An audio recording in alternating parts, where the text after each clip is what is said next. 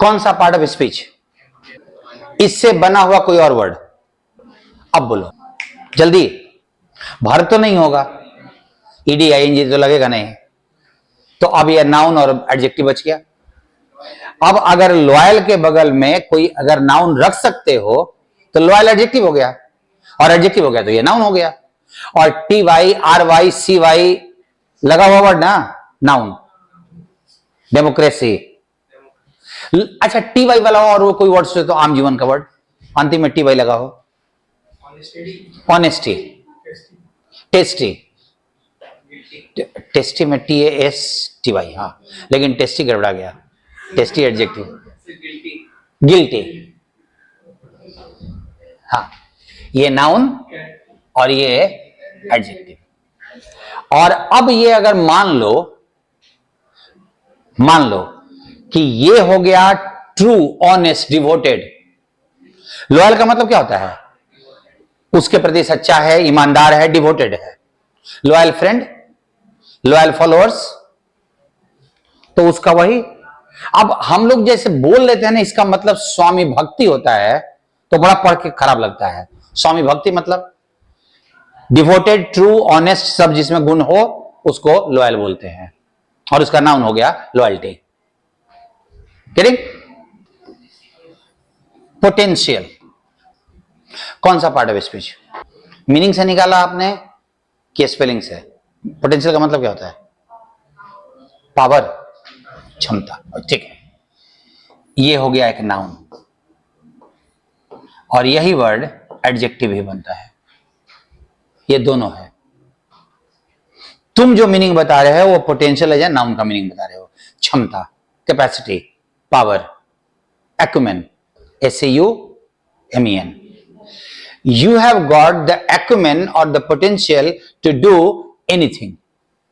तुम कुछ भी करने की क्षमता रखते हो। और एक पोटेंशियल होता है having the probability, संभावित। You are a potential winner। अभी नहीं है, बट उसमें ये क्षमता है, उसकी ये संभावना है कि वो आने वाले समय में विनर बन जाए। You have got the potentiality, you have got the potential. Potential winner, potential officer. अगर मैं किसी को बोल रहा हूं कि he is a potential officer, उसमें ये पावर है, उसकी एबिलिटी है कि वो आने वाले समय में ऑफिसर बन सकता है।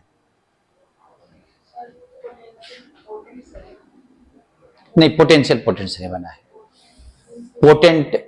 पोटेंट का मतलब पावरफुल नहीं होता, इफेक्टिव होता है। इफेक्टिव एक बड़ा इंटरेस्टिंग वर्ड। मीनिंग क्या होता है? मैं मीनिंग पूछ रहा हूं इस अकाउंट होमोग्राफ है, नाउन है, और नाउन के तौर पे इसका ध्यान रखिएगा, दो मीनिंग होता है। एक मीनिंग आप जानते हो, खाता बही। अच्छा, अगर आपने अकाउंट का मीनिंग आंसरेबल बोला तो एक बात बताइए कि वो कौन सा पार्ट ऑफ स्पीच है? नाउन, वर्ब, एडजेक्टिव क्या है जिसके अंत में BLE लगा हुआ हो? कौन सा word? Noun, verb, adjective. Meaning से अलग हटो यार, अभी कल ही तो हम लोग बात किए थे, तुम रिवाइज नहीं किए हो, रिवाइज करो उसको। BLE एडजेक्टिव है, तो नाउन का मीनिंग एडजेक्टिव हो सकता है ना?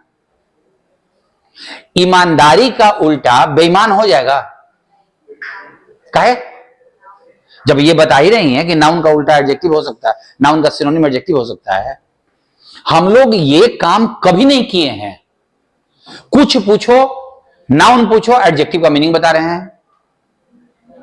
मैं बहुत सारे बच्चों को देखा है किताब से वर्ड मीनिंग उतारते हुए, तो वो अगर किसी वर्ब में ईडी भी लगा हुआ है ना तो वो भी उतार लेते हैं। तुम एक बार बताओ तो, तुम गॉन का मीनिंग बताओ तो जरा। तो फिर तुम जब V3 का मीनिंग नहीं बता सकते हो तो तुम उतारना चाहिए कॉपी में क्या, V1 ना, जिसका मीनिंग तुम लिख रहे हो। अदरवाइज दिमाग में कहीं बैठ गया कि ईडी वाले का मीनिंग होता है तब तो हो गया आफत। तुम जवाब देने के पहले कि मगर मैंने मीनिंग पूछा तो ये क्लियर कर लो कि वो कौन सा पार्ट ऑफ स्पीच है। वो पार्ट ऑफ स्पीच इतनी आसान चीज नहीं होती है बॉस, आपने जिंदगी में अभी तक नहीं किया है तो वो करना होगा आपको। मैं पहले लिखा ये नाउन है और अब नाउन का मीनिंग बता रहा हूं, और एक होता है किसी चीज का डिस्क्रिप्शन।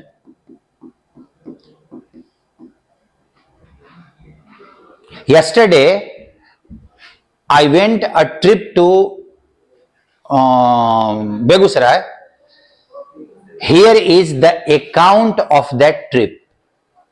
खाता भाई नहीं, डिस्क्रिप्शन। अकाउंट का दूसरा मीनिंग डिस्क्रिप्शन होता है एज ए नाउन। अकाउंट चूंकि होमोग्राफ है तो ये वर्ब भी है, और वर्ब के तौर पे हमेशा इसके साथ फॉर लगेगा, हमेशा फॉर लगेगा। और वर्ब के तौर पे इसके 3 मीनिंग होते हैं। सुनिए, डिक्शनरी मत देखिए अभी, काहे को डिक्शनरी जाओ। पहला मीनिंग,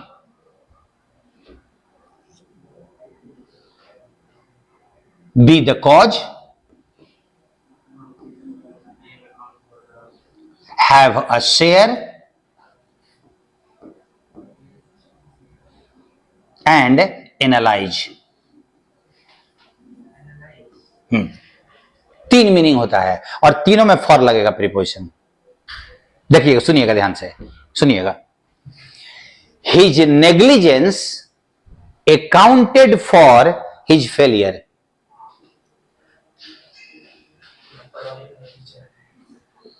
उसकी लापरवाही कारण बनी उसके फेलियर का।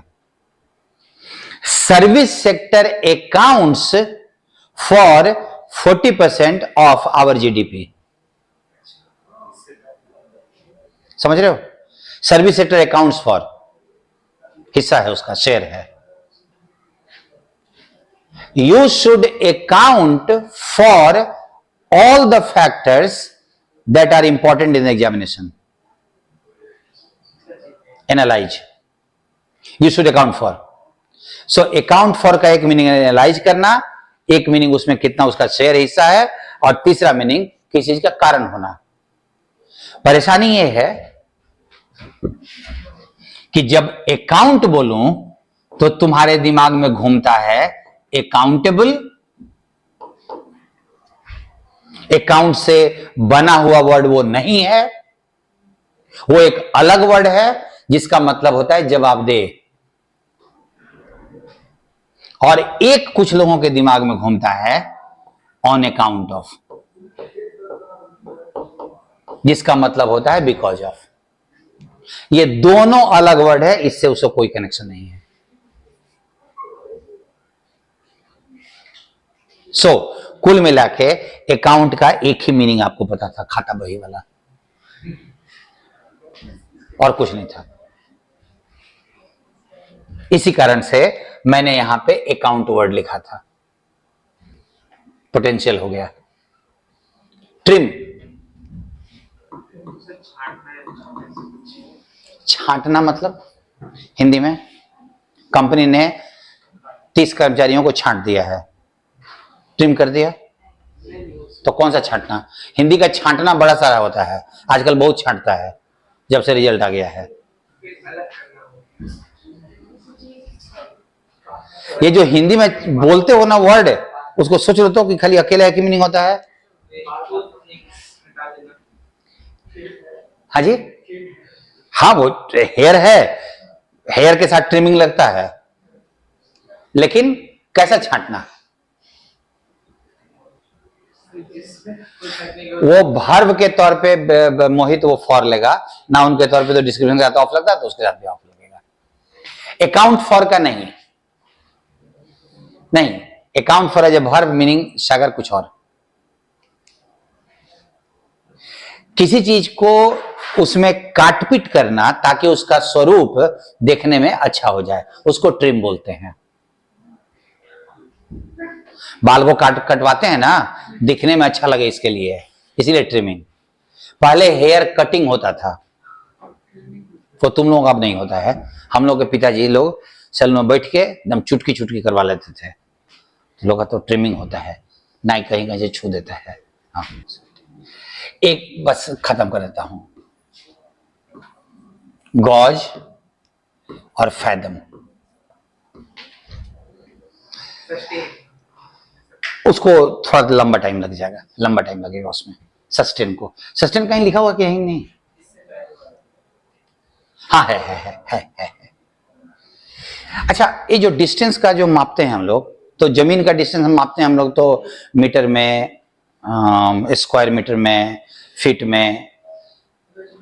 पानी के भीतर में, पानी के भीतर के डिस्टेंस को मापने के लिए जो यूनिट होता है उसको फैदम कहा जाता है।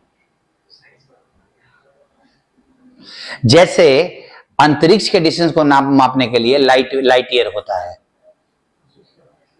अब ये नहीं 3 किलोमीटर 4 किलोमीटर होता है, वैसा नहीं है, लाइट ईयर होता है।